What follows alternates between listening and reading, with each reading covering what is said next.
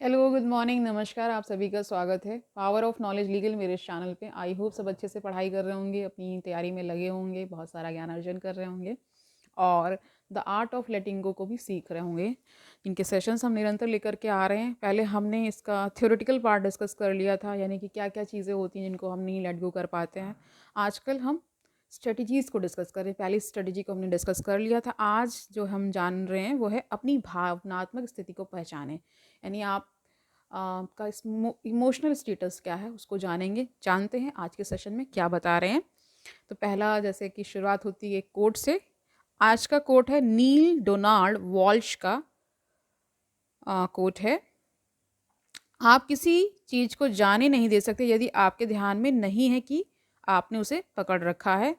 अपनी कमज़ोरियों को स्वीकार करें और उन्हें अपनी सबसे बड़ी ताकतों में बदलते हुए देखें। यानी जो आपकी, ये पूरा कोड कंप्लीट हो चुका है। यानी इसका एक अर्थ ये भी निकलता है कि जो आपकी कमज़ोरी है वही आपकी ताकत भी बन सकती है, अगर आप उसको ठीक से चैनलाइज करके उसको एक पॉजिटिविटी के साथ ले लें तो। यानी कि जैसे सपोज डैट कि आप बहुत इमोशनल हैं, है ना, आपको लगता है ये आपका वीक पॉइंट है, इसकी को आप एक स्ट्रॉन्ग पॉइंट भी बना सकते हैं। लोगों को हील करने के लिए इसका इस्तेमाल किया जा सकता है। यानी बहुत सारे लोग जो दुख में होते हैं उनके दुख को हील करने के लिए बहुत सारी स्थितियों में इंसान जब फंस जाता है तो इमोशनल एस्पेक्ट उसमें इस तरह से रोल निभा सकता है कि इमोशंस में अगर आप मान लीजिए रोते हैं, आपकी भावनाएं व्यक्त हो जाती हैं तो मन हल्का हो जाता है। तो हर एक चीज़ का पॉजिटिव नेगेटिव दोनों होता है, आप उसका किस तरह इस्तेमाल करते हैं ये आप पे डिपेंड करता है। जानते हैं आगे सेशन में क्या बता रहे हैं। इससे पहले कि हम किसी चीज़ को छोड़ सके हमें यह जानना होगा, क्या जानना होगा कि उसकी हमारी भावनाओं पर क्या प्रभाव पड़ रहा है, कि उसका हमारी भावनाओं पर क्या प्रभाव पड़ रहा है। किसी विशेष भावना को महसूस करना जैसे क्रोध, अपराध बोध या दुख एक बात है ना, लेकिन यह समझना कि वह हमारी मानसिक स्थिति को कैसे प्रभावित कर रही है और हम अपने बारे में तथा अपने आसपास की हर चीज़ के बारे में जो महसूस करते हैं उस पर क्या प्रभाव डाल रही है, बिल्कुल अलग चीज़ है ना। उदाहरण के लिए मान लीजिए कि हम एक असफल रिश्ते को लेकर क्रोध महसूस कर रहे हैं, या क्रोध एक शून्य में मौजूद नहीं होता, यह एक ऐसा लहरदार प्रभाव उत्पन्न करता है जो हमारे जीवन के अन्य क्षेत्रों तक फैल जाता है। यानी अगर आपका कोई रिश्ता टूट रहा है या टूट चुका है, उसमें आप बहुत ज़्यादा परेशान हो रहे हैं, तो आप जो अन्य कार्य करते हैं, यानी कि आप नौकरी करते हैं या पढ़ाई लिखाई करते हैं, तो उसमें उसका असर दिखता है, आप ठीक से फोकस नहीं कर पाते हैं ना। इसके प्रभाव से हम अपने कार्यस्थल पर चिड़चिड़ाहट का प्रदर्शन करते हैं, मित्रों के साथ होने पर हम तुनक मिजाजी दिखाते हैं, जब हम अजनबियों के साथ बातचीत करते हैं तब हम अधीर होने लगते हैं, यानी कि हम में धैर्य नहीं रह जाता, बहुत जल्दी जल्दी हम गुस्सा होने लगते हैं, ऐसा होता है।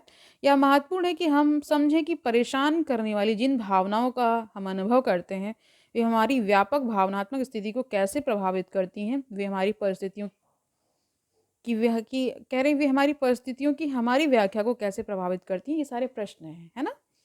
वे उस तरीके को जिसमें और उस प्रभावशीलता को जिसके साथ हम चुनौतियों का सामना करते हैं और समस्याओं का समाधान करते हैं, कैसे प्रभावित करती हैं। वे हमारे विश्व दृष्टिकोण को कैसे नियंत्रित करती हैं और हमारे दृष्टिकोण को पूर्व ग्रह से कैसे ग्रसित करती हैं, यानी कि प्रेजुडिसेस जिसकी बात हो रही है, यानी कि पहले से कोई चीज़ मानकर चलना, है ना, वो सब हमारे अंदर आ जाता है। हम बहुत जब स्थितियों को झेलते झेलते एक सी स्थिति आती है, कह रहे ये होगा ही होगा, है ना, हमें कोई पॉजिटिव किरण नहीं दिखाई पड़ती कि हम उसके प्रति सकारात्मक हो पाएँ, किसी भी स्थिति, व्यक्ति या है ना अन्य चीज़ें भी हैं लाइफ में उसको लेकर के, है ना। सीधे शब्दों में कहें तो हम अक्सर किसी विशेष घटना, निर्णय या स्मृति के संबंध में महसूस की गई भावनाओं को कम आंकते हैं। हम जानते हैं कि हम उन्हें महसूस करते हैं, किंतु हम इस बात को नज़रअंदाज कर देते हैं कि वे हमारे मस्तिष्क को कैसे प्रभावित करती हैं। यानी हर चीज़ हमारे ब्रेन को इन्फ्लुएंस करती है, और कोई बात किस हद तक इन्फ्लुएंस करेगी इंसान के परिवेश पे भी डिपेंड करता है, उसका बैकग्राउंड किस प्रकार रहा है, किन चीज़ों को लेकर के वो बहुत सेंटिमेंटल रहा है, संवेदनशील रहा है, बहुत ज़्यादा अगर उसको जीवन में दुख मिला है तो दुख के प्रति उसका ग्राह्य भाव यानी जो है वो ज़्यादा बढ़ जाता है, वो उसे लेट गो नहीं कर पाता। यही सब तो कारण बनते हैं, है ना।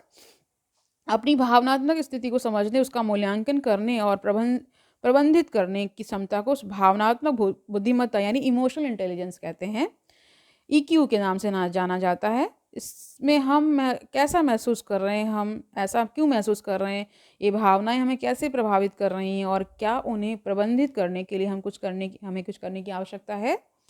जैसी बातों में गहन आत्म परीक्षण शामिल है। यानी कि आत्म परीक्षण मतलब आप समझ लीजिए खुद का आप एनालिसिस करें, सेल्फ एनालिसिस पे जाएँ कि ये भावनाएँ मान लीजिए मुझे आ रही हैं, कड़वी भावनाएँ बार-बार याद आ रही, पुरानी बातें जो उनमें भी जो हमारे कड़वे अनुभव हैं वो ज़्यादा याद आते हैं, उन बातों को हम ज़्यादा दिल से लगाए बैठे हैं, ऐसा क्यों है? हमारा क्या ये स्वभाव बन गया है? क्या हम इससे निकल पाने में खुद को असमर्थ समझते हैं? अगर ऐसा कुछ है तो आगे जानिए, इसका हम अभ्यास भी कराएँगे। इस अभ्यास को करने के बाद उन भावनाओं से, उन स्थितियों से आप निकल पाएँगे, है ना? यही तो मकसद है इस चैनल का, ठीक है? इस प्रक्रिया के लिए आत्म जागरूकता यानी कि सेल्फ अवेयरनेस की बात की जा रही है कि आवश्यकता होती है। हमें यह समझने में सक्षम होना चाहिए कि हम कैसा महसूस कर रहे हैं और यह जानने का प्रयास करना चाहिए। देखिए, हर इंसान व्यक्ति विशेष जानता है कि वो अंदर से कैसा महसूस कर रहा है। एटलीस्ट वो अपने बारे में तो सब कुछ जानता है कि उसे कब किन स्थितियों में कैसा कैसा महसूस होता है ना?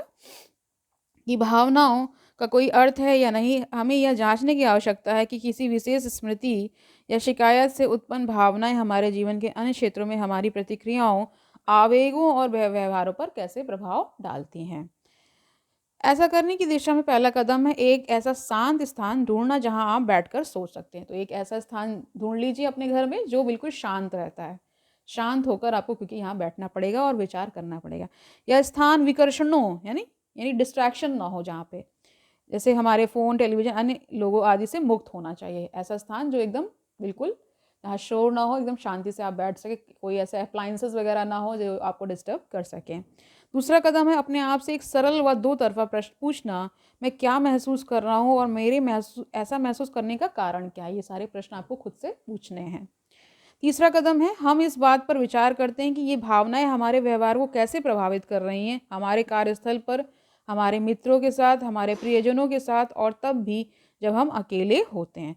तो जब आप अकेले होते हैं तो कैसा महसूस करते हैं, जब आप लोगों के साथ रहते हैं तो कैसा महसूस करते हैं, ये सब आपको इसको विचार में करना है कि कैसा लगता है मुझे, है ना? चौथा है हम सब कुछ लिख लेते हैं, है ना? लिखिए इसको थोड़ा-सा। इस प्रक्रिया से गुजरते हुए हम अपनी भावनाओं को लेकर दोषी महसूस कर सकते हैं। हम इस संबंध में शर्मिंदा महसूस कर सकते हैं कि वे हम पर कैसा प्रभाव डालती हैं। यह महत्वपूर्ण है कि हम जैसा महसूस करते हैं, उसके लिए स्वयं की आलोचना करने की इच्छा से बचें।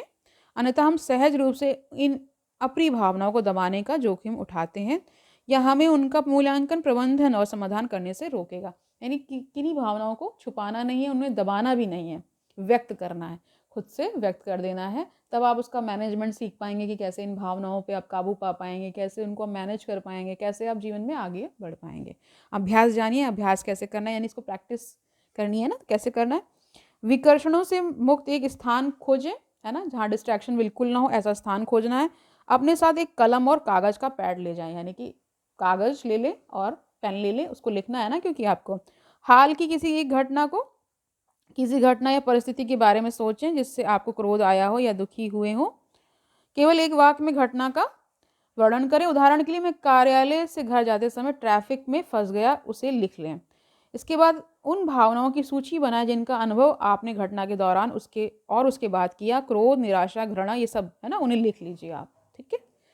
अब वर्णन करें कि घटना के तुरंत बाद इन भावनाओं ने आपके व्यवहार को कैसे प्रभावित किया। छोटे वाक्यों का प्रयोग करें। उदाहरण के लिए मैंने अपनी पत्नी पर गुस्सा किया, या जब मैं घर पहुंचा तो मैंने दरवाजा जोर से बंद किया। इन्हें लिख लें, ऐसा करना है आपको। ठीक है। अंत में आपने जो लिखा है उसे पढ़ें और विचार करें कि आपके द्वारा महसूस की गई भावनाओं ने उस घटना से असंबंधित स्थितियों में आपके व्यवहार तथा प्रतिक्रियाओं को कैसे प्रभावित किया। और इसका पूरा ड्यूरेशन कितना है? 10 मिनट का है। ठीक है। तो आप समझ गए कैसे करना है आपको, कि कुल मिलाकर एक अच्छे स्थान, शांत स्थान, है ना, जहाँ पे बिल्कुल डिस्ट्रैक्शन ना हो, वहाँ बैठ जाना है। अपनी भावनाओं को लिखना है, जो अभी हाल ही में कोई घटना घटी है उसको लिखना है। और फिर 10 मिनट तक विचार करना है कि एक घटना घटनी जो हुई मेरे साथ, वो उसका असर किन किन चीज़ों पर गया। मैंने अपनी पत्नी पर क्रोध किया, मैंने अपने बच्चों को डांटा, या मैंने दरवाज़ा ज़ोर से बंद किया, इस तरह की वो सब हो सकता है। इससे आपको पता चला कि पता चलेगा कि आपका इमोशनल जो इंटेलिजेंस है ना, वो कैसा है। इमोशनल क्वेश्चन भी कई बार ठीक है, बोलते हैं EI EQ, ये सब आप जान रहे हो। जैसे IQ होता है वैसे EQ होता है, AI भी होता है। इस तरह से आप मैनेज कर पाएंगे। फिर जब आप अगली बार ऐसी किसी स्थिति में फंसेंगे तो आपको ये तुरंत आपका ब्रेन सिग्नल कर देगा कि अब ऐसा नहीं करना है। अगर आप खुद में चेंजेस लाना चाहते हैं तभी ऐसा होगा, है ना। देखिए संसार जो आपको दिखता है, क्यों कहा गया है कि हमारा ही रिफ्लेक्शन है, यानी हम सब जितने भी प्राणी इस धरती पर मौजूद हैं, है ना। जैसे मान लीजिए अगर कोई आज भी दिवाली गई है और उस न्यू ईयर भी गया हुआ है, बीत चुका है, उसमें लोगों ने बहुत सारे क्रैकर्स जलाए होंगे, बहुत सारा धुआं प्रदूषण किया हुआ, तो वो एक इंसान को इफेक्ट नहीं कर रहा है, वो सारी पूरी लार्ज पॉपुलेशन को इफेक्ट करता है। इसलिए ये भी ध्यान में हमेशा रखें कि आपका एक कर्म संसार पर प्रभाव डालता है, और संसार में जितने लोग जो कर्म कर रहे हैं वो आप पर प्रभाव उसका पड़ता है। तो ये एक इंटर रिलेशनशिप है, क्योंकि हम एक दूसरे की इंटरडिपेंडेंस में ही जीते हैं, है ना। अगर हर एक व्यक्ति ठीक से व्यवहार करना सीख जाता है तो वो लार्जर स्केल में किसको लाभ पहुंचा रहा है, पूरी सृष्टि को ही, जितने लोग यहाँ पे जितने ह्यूमंस मौजूद हैं।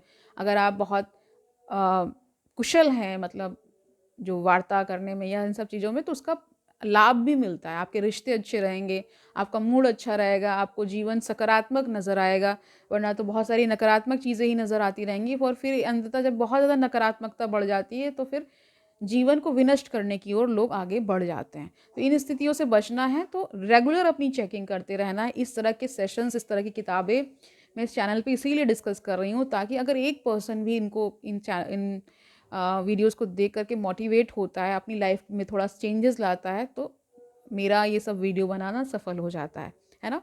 हम क्यों सीख रहे हैं द आर्ट ऑफ लेटिंग गो? क्योंकि हम कई बार बहुत सारी बातों को लेट गो नहीं कर पाते हैं, है ना, नहीं जाने देते हैं, उसे पकड़ कर रखते हैं। इसलिए हम निरंतर क्रोध में, निराशा में, है ना, वैमनस में जीते हैं, जो कि हमारे स्वास्थ्य के लिए अच्छा नहीं है।